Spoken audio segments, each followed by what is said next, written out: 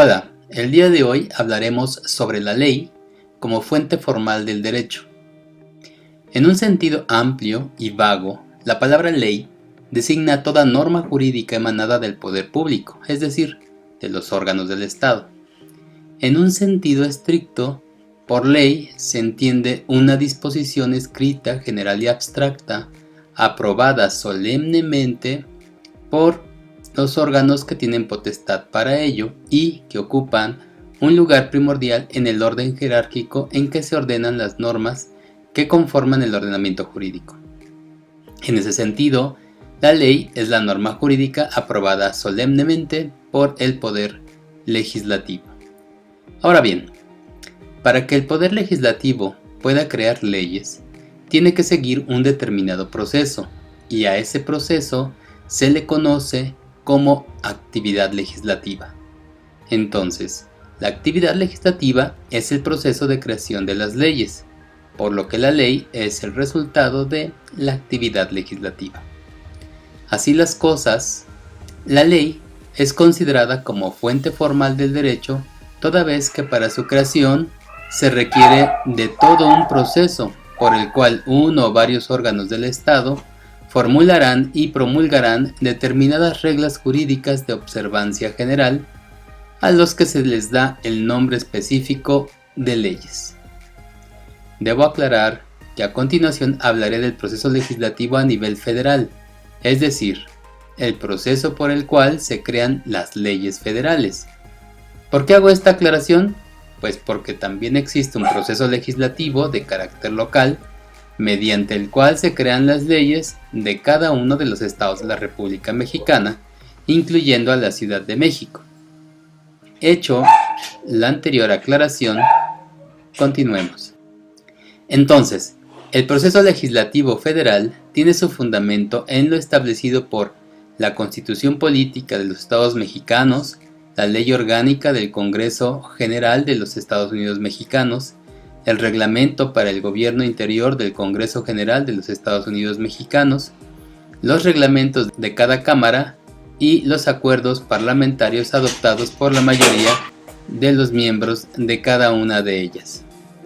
Derivado de lo anterior, los actores facultados para intervenir en el proceso legislativo son el Presidente de la República, para presentar iniciativas, promulgar leyes y decretos, las legislaturas de los estados y de la Ciudad de México, para presentar iniciativas y avalar reformas constitucionales, las y los diputados federales y senadores, al presentar iniciativas y en su caso aprobar las leyes y decretos correspondientes, así como las y los ciudadanos en un número equivalente por lo menos al 0.13% de la lista nominal de electores, en los términos que señalen las leyes correspondientes.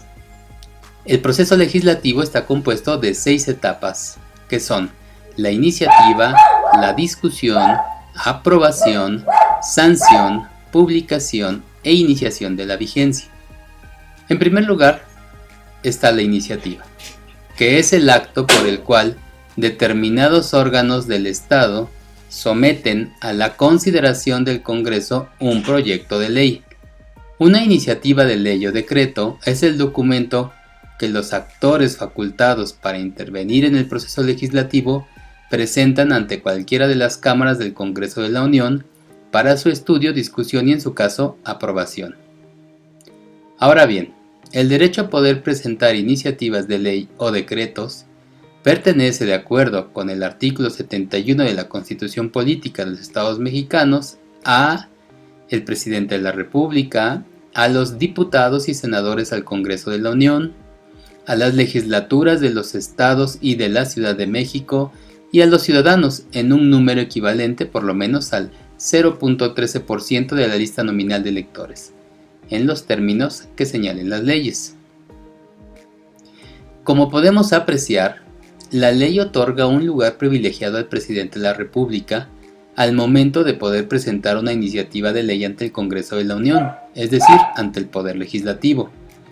Tan es así que el propio artículo 71 constitucional establece que el día de la apertura de cada periodo ordinario de sesiones el presidente de la República podrá presentar hasta 2 iniciativas para trámite preferente. Entonces, las iniciativas que presente el presidente de la República en términos del artículo anterior, pues tendrán preferencia para ser recibidas por el Congreso.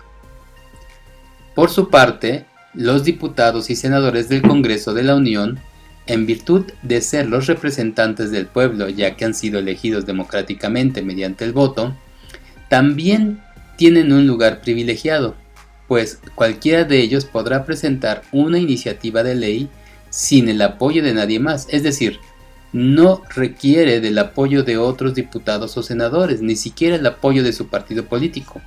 Solo basta que cualquiera de ellos decida presentar una iniciativa de ley y lo puede hacer. En tercer lugar, podemos ver que las legislaturas de los estados de la República, así como de la Ciudad de México, también pueden presentar iniciativas de ley ante el Congreso de la Unión. Hay que recordar que las legislaturas de los estados y de la Ciudad de México solo se componen de diputados, es decir, las legislaturas de los estados no tienen senadores.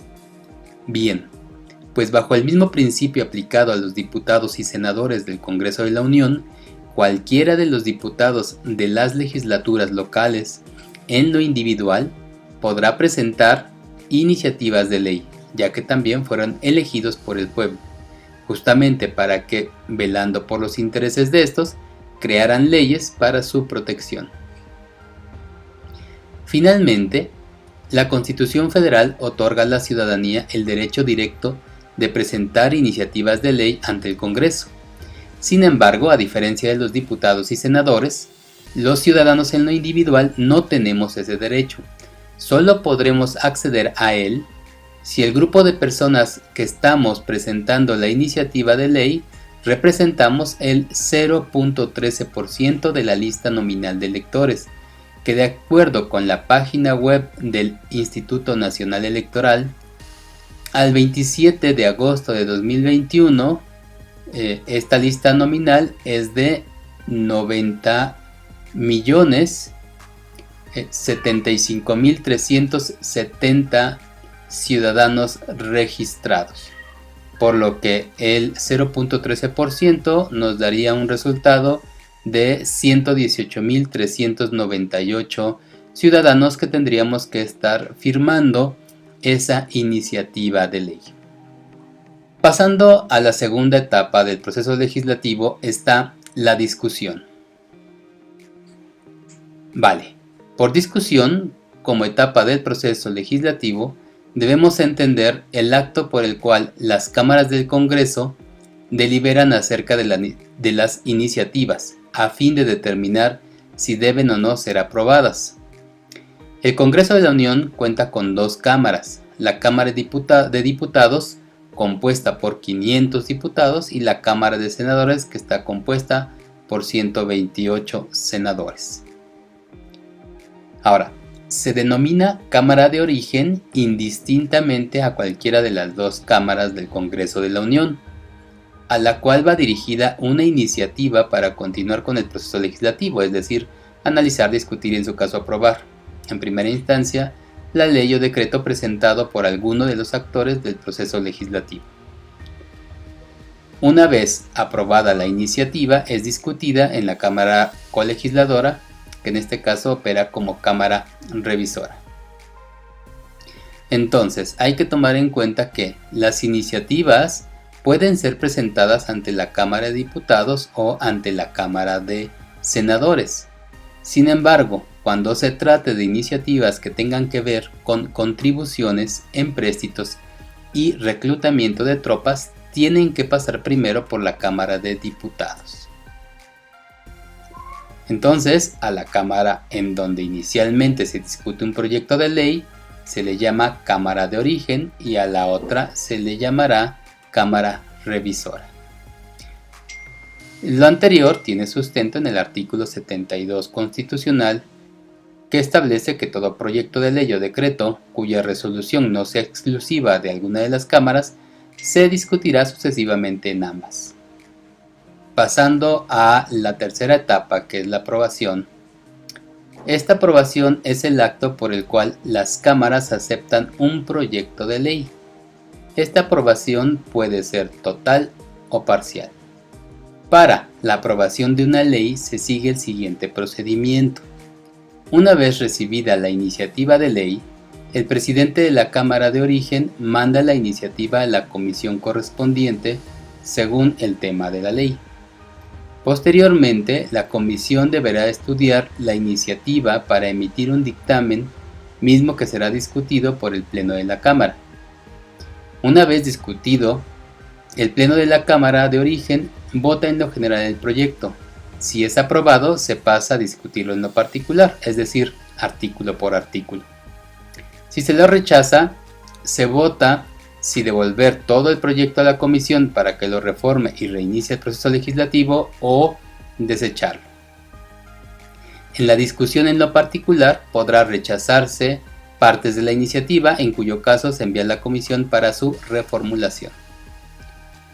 La Cámara de Origen envía la iniciativa a la otra, que se llama Cámara Revisora.